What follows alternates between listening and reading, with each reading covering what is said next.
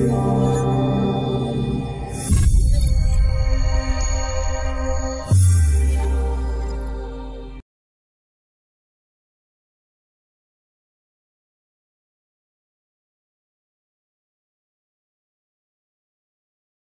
afternoon, students. Welcome once again back to the online classes presented by Sri Vidya Mandir Matriculation Higher Secondary School, Uttangarai, Krishnagiri district. This video is a continuation of the supplementary lesson, The Hour of Truth, prescribed for the 12th standard English. Yesterday, we had seen about the title, the aim of the lesson. We had seen the details of the author, about his life. We talked about the virtue of honesty and looked into the glossary and difficult words.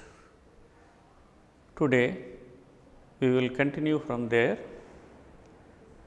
and we will look at the characters involved in the story. Then we will have a content of the story. We will discuss the content of the story, and finally, we will discuss about writing the summary of the story along with the values highlighted in it. Now, let us move to the characters involved in the story. The characters involved in this story: Robert Baldwin. Robert Baldwin, who is the hero, the protagonist of the story, the father, head of the Baldwin family. A very simple, typical American who lives a quiet life, never complaining. Even about his salary, he never complains. He is working as a secretary under his close friend John Gresham, with whom he has spent about 35 years. They were very close friends. He is working under him as a secretary, very loyal to him, very loyal to Gresham. He is so loyal that he names his son after Gresham as John Gresham Baldwin. John Gresham. He is the employer of Robert Baldwin. He is the president of the private bank which he owns.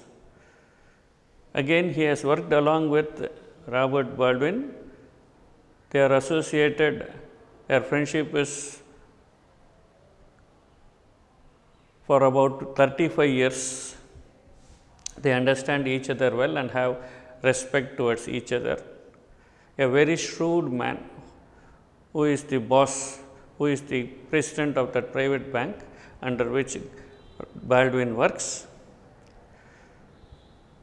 A man who is accused of cheating, misappropriation of funds. He misappropriates the depositors' money and faces trial. But he is a man who honors friendship. Martha. Martha is the wife of Baldwin, as honorable as Robert Baldwin. Evie. Evie is the daughter of Baldwin. John. John is the son of Baldwin. John is the son of Baldwin, who has been named after John Gresham as John Gresham Baldwin. He calls his father the governor. He calls his father the governor, and he accuses Gresham of underpaying his employees, including his father. He thinks that Gresham has made a lot of money over the years, but he has underpaid his employees. Mr. Marshall. Mr. Marshall is the president of the National Bank, Third National Bank. He is the president of the Third National Bank, who is entrusted the job of reorganizing Gresham's bank after the misappropriation. Lastly, we have this character, Mr. Donovan. Donovan, who works as an assistant cashier in Gresham's bank. He works as an assistant cashier in Gresham's bank, and He is there for about 8 years. He works there for 8 years as an assistant cashier. He even marries on the strength of it, thinking his life is secure under Gresham. But unfortunately, one fine day finds that the bank has collapsed and closed forever. He now joins the Third National Bank and works under Mr. Marshall in helping him to reorganize the Gresham's bank. These are the characters that are involved in this story. Now, let us move over to the content of the story, the summary of the story. Robert Baldwin was a simple man, the head of the Baldwin family, who lived a quiet life without complaining.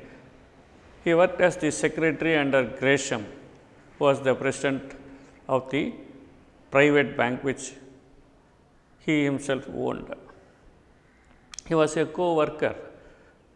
He has worked alongside Gresham for many years. Their friendship was for about 35 years of time. They had spent time together. They knew each other very well. He was very, very loyal to Gresham, very loyal to Gresham. And he even names his son after Gresham, his boss. One day, it is found that John Gresham, his boss, has misappropriated the depositor's money, and he is found guilty, and he has been arrested under suspicion. He was facing trial. He was facing the trial for misappropriation. Mr. Robert Baldwin was the only witness to it. Robert Baldwin was called to testify against John Gresham, his old friend. Robert Baldwin was very unhappy to do so, but he was a man who had all along his life lived a truthful life. He had never lied and he hated dishonesty. He was a man who never compromised on truth.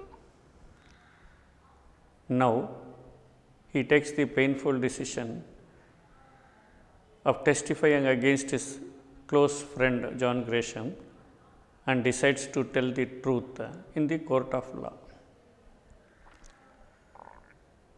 Now, John Gresham calls for him. He is under police custody. A day before the trial, he calls for Robert Baldwin and meets him. In that meeting, he even offers Robert Baldwin a bribe of $100,000, a huge amount considering those times. Robert Baldwin politely refuses the offer. John Gresham tells him that it is not a bribe. He gives a prettier name to it. He says that it is a gift, a reward, a payment of compensation for his low salary. He tells him that he had been underpaid for those long years and that this amount is a compensation for his low salary. But still, being an honest man, Robert Baldwin refuses, he declines the offer.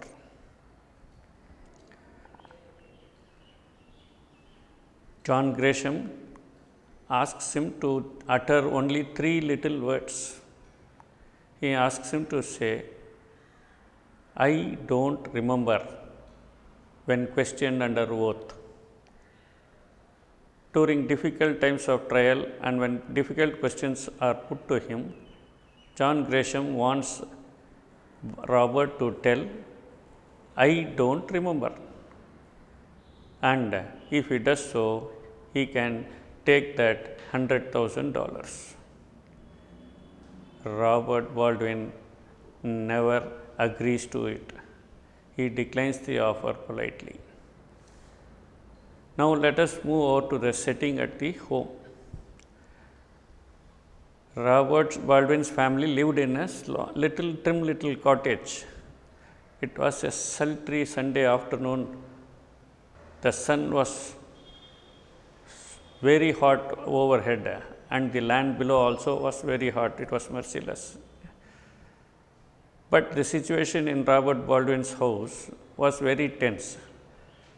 Baldwin's family, comprising his wife Martha, son John, and daughter Evie, were very anxious to know why Gresham had called Robert before the trial. They were waiting anxiously for the arrival of their father. Now, Robert Baldwin, after visiting John Gresham, returns home. And when he comes home, he is immediately put to a number of questions, inquisitive questions by his family regarding why Gresham had sent for him. Robert Baldwin tells them that Gresham had offered a bribe. All the family members who are very unhappy with Gresham for his dishonesty felt very angry at Gresham's act of offering a bribe. They chided him and they wanted him to be put into jail. All three of his family members, everyone wanted John Gresham to be put behind bars for his dishonesty. John accuses him of underpaying his employees, even his father. He said that would be the best place for Gresham to be. But the same family members, when they come to hear from Robert Baldwin that the offer made was a sum of about $100,000, they are dumbstruck. They are dumbstruck after listening the amount of money that was to be offered to Baldwin, or telling those three little words, I don't remember. All the three immediately are lured by the influence of money. They change their thinking and attitude. The same very people who were very much against Gresham and they were hell-bent on sending him to jail, now think differently and act differently. They are victimized by the influence of money. $100,000 was not a small amount. All the three come up with rationalizations that justify Gresham was correct in offering the bribe. Martha, wife of Baldwin, tells him that it would be unfair on him to send his old friend to jail. It would be embarrassing and disgusting and not correct to send him to jail. She remembers of the old days and calls Gresham a kind man who was generous to sponsor the christening of their son John. She even reminds him that her son's name was christened by John Gresham himself, and that if he is put to jail, it would displease and bring grief to his son. Further, she tells her husband that money is a compensation for his low salary and it is a compliment for his faithfulness. She asks him to accept the bribe. The same way Eva, Robert's daughter, she also tells him that he is the only witness against Gresham, and so he can easily say those 3 words and get the money. She believes that none of the depositors are going to lose the money, as Gresham will repay it. And so, she thinks that all people, even the depositors, would call Gresham a traitor. So, she induces her father Robert to accept the bribe.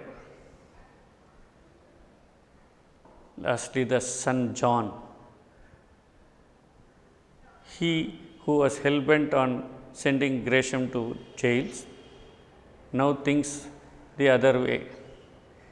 He thinks that Gresham was correct in offering the bribe and tells his father that he had not committed any crime. As Gresham was going to pay all the depositors the money, he tells that it was only a technicality and not a crime. It was not immoral on the part of Robert if he claims the money. He tells him that it is not far from truth if he tells, I don't remember, during the testification. So, all the 3 of the family members who were hell-bent on sending John Gresham to jail now turn around under the influence of money and support Gresham. They come up with various justifications of nice sounding, telling that accepting money from Gresham is moral and correct, as all the depositors would receive their money. They dress up their immorality with pious words for being self-serving and in order to lay their hands on the money. Baldwin gets confused. His honesty was put to severe test. His honesty was put to severe test. All the 3 of them coerce Baldwin to accept the bribe, which is correct on his part if he does so. Under severe stress, Baldwin loses his temper. He becomes very angry with them. He calls them shams, liars, hypocrites, cheaters, pretenders. But he is so intimidated by his family that he was on the verge of yielding to their wishes. He was on the verge of yielding to this. He thought that he would lose his status as an honorable man in the society if he lied. But after hearing the justification offered by the family, he was on the verge of acting against his will. He did not know he was in a confused state when he is saved from that crisis by his previous record of integrity. His previous record of integrity saves him from that crisis. John Gresham, who believed that Robert Baldwin would not lie under oath, confessed his crime to the law. He had no doubt about Robert's honesty. So he confessed before the law. He thought that Robert Baldwin would never lie under oath. He felt ashamed of himself for having offered a bribe to such an honest man like Robert Baldwin, his old friend. In order to save the painful situation of having to testify against his own friend, he confesses. Further, Gresham pays rich compliment to Robert Baldwin by revealing to Mr. Marshall about the bribe that he had offered to Robert and how that honest Robert rejected it. He compliments Robert Baldwin for his honesty. After hearing this, Mr. Marshall, the president of the Third National Bank, rushes directly to Baldwin's home, where all the three are discussing what to do, and Baldwin is put under severe mental turmoil, and he is on the verge of yielding to the wishes of the family. At that time, he is saved from that crisis by the arrival of Mr. Marshall. Mr. Marshall enters their home and tells them the good news that Mr. John Gresham had confessed his own guilt, and he saved his friend Robert from testifying against him. Robert's honesty remains the same. There is never any mark on it. All the family members of Baldwin feel ashamed at themselves for their dishonesty. Mr. Marshall goes on praising Mr. Baldwin and tells him the compliment paid by his friend Gresham himself. He praises Baldwin to such an extent and tells them that he was doing what others will be doing on the next day. Marshall is so pleased, and he is so pleased about Robert's behavior and attitude. He feels proud of Robert and even offers him a job in the Third National Bank. Robert's honesty gets duly rewarded. All the family members feel proud of their father Baldwin. Baldwin, who had been tested, whose honesty was tested, is finally rewarded, admired, adored and respected. Thus, the climax of the story develops rapidly and ends with a pleasant surprise. It says that honesty is rewarded. After all, truth alone triumphs. This is the content of the story. Now, let us look at the values highlighted, the theme in the story. The story explores greed from different points of view. It also highlights the corruptive influence of money on people and shows how people can forget their morals and upbringing when money is close by. When they fall under the influence of money, they change their colors. The story ends optimistically on a positive note when it says that the good gets rewarded while the bad get punished. It clearly shows that truth alone triumphs, highlighting the values of sincerity, honesty and integrity. These are the values, the theme of the story. Now, if you are asked to write the summary of the story, we can do this. The summary of the story, you can write the title first, the title of the story, then the author, Percival Wilde, a few lines about him. The setting is the house, trim little cottage of Baldwin. On a Sunday afternoon, how they wait anxiously for the arrival of Baldwin, that setting. The characters involved, we know the characters we have discussed, which is Baldwin, John, Evie, Martha, John Gresham, Mr. Marshall and Mr. Donovan, the characters. The plot of the story is regarding the friendship of Baldwin and Gresham and how Gresham misappropriates the fund and how Baldwin is asked to testify,